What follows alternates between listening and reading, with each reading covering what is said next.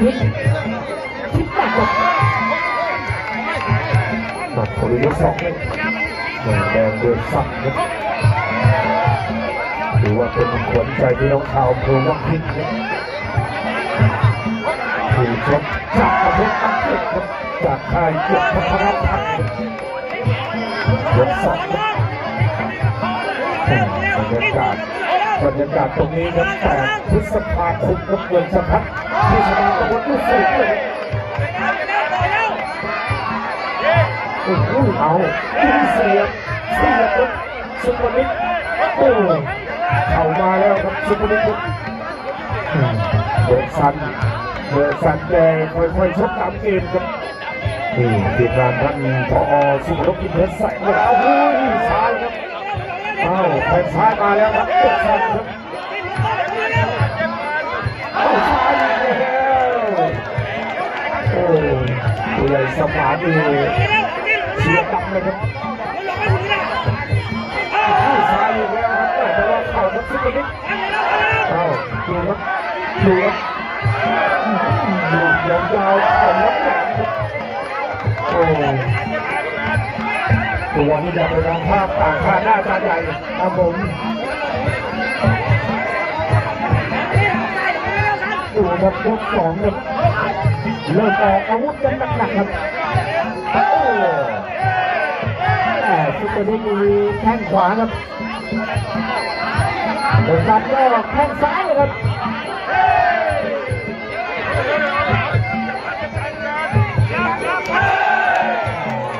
แต่ละลูกโอ้ยเจ็บปวดซ้าย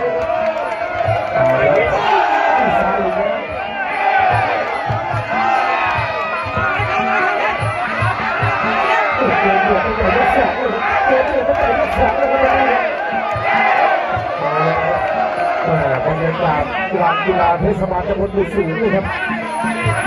นี่ครับตอนนี้นี่ครับแต่มีแต่สัตว์ก็เป็นซุปเปอร์นิกเอาขยับครับซุปเปอร์นิกขวาไม่โดน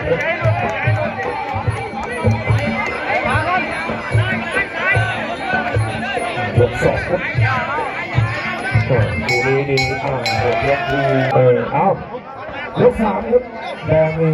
สับน้ำเงินซุปเปอร์นิกครับการสุดยอดในทุกวันครับกำลังย้อนไปที่ซ้ายครับโอ้ยสั่งแห้งเอาในมาแล้วติ๊กมาแล้วไปครับยังขวางครับเด็กฟันโอ้โหเอาครับโดนมันครับเด็กสนุกนะครับ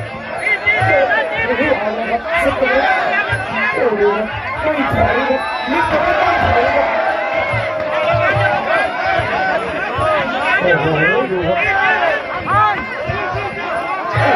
เลยครับดูครับเสีย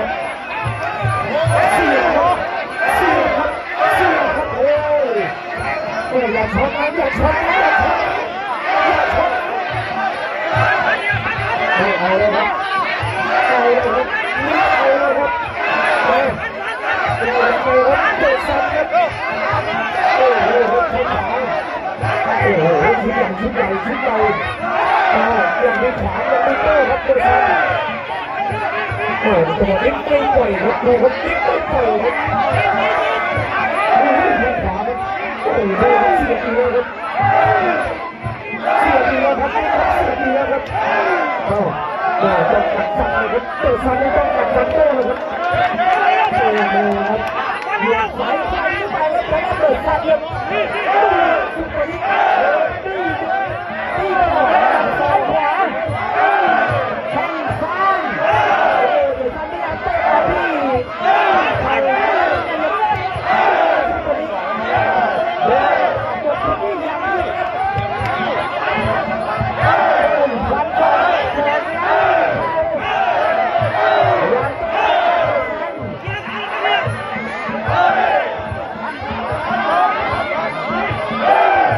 โ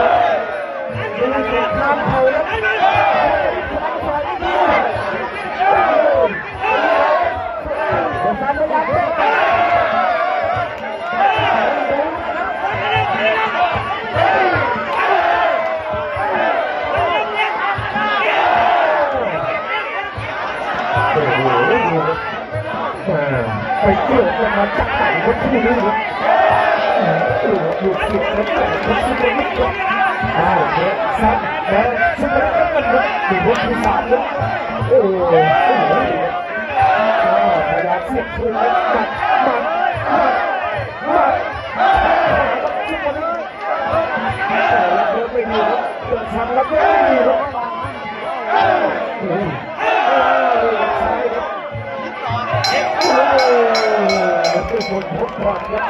เป็นอีกคนช่วงของวิธีในเทศบาลการแข่งขันวัฒนธรรมนะครับรุ่นที่สี่ครับอาจารย์สมเกียรติเป็นที่หนึ่งครับทำงานดี5 บนเวทีครับ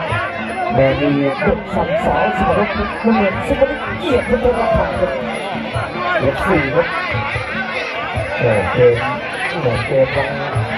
อย่างนั้นเกิดนะครับทางด้านของสมรภูมิเป็นการเปิดเกมครับดูครับถึงตัวครับสมรภูมิครับโอ้โหนี่ครับขาเล็กแหลมเสียบเดินซ้ายพยายามขวาเปิดที่กระแทกครับดูครับต้องดูครับเกมจบยังไงครับอาจารย์ใหญ่ครับ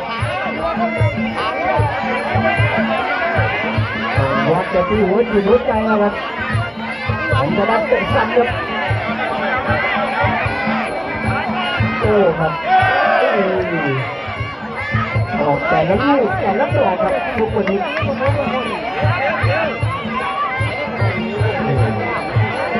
โอ้มาเลยครับเตะซ้ายครับ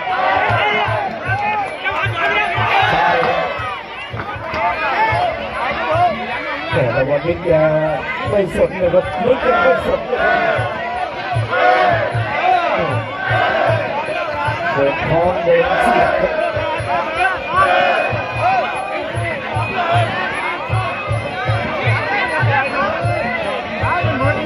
ดูครับพยายามเดินสั้นครับ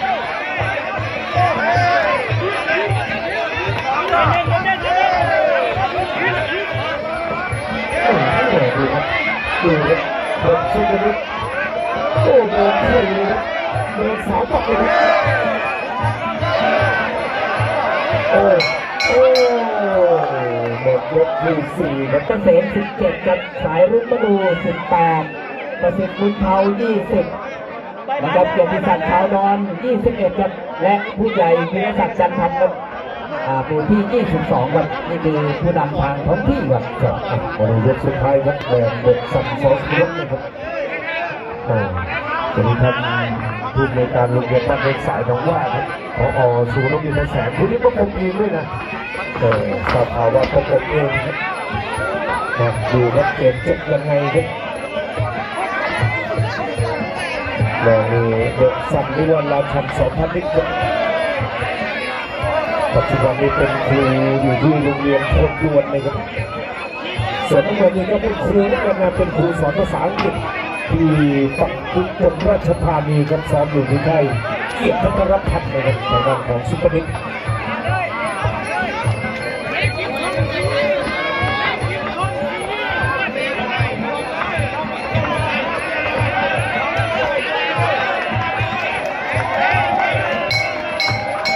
โดนจับเลยนะ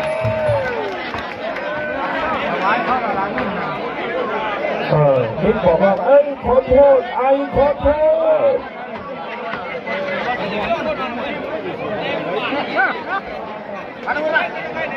แล้วก็ชูมืออย่างเป็นทางการครับอาจารย์สมเพียรชัยสุวรรณชูไปที่ซุปเปอร์นิกเกียรติพัฒนพัฒน์ครับนี่เป็นชาว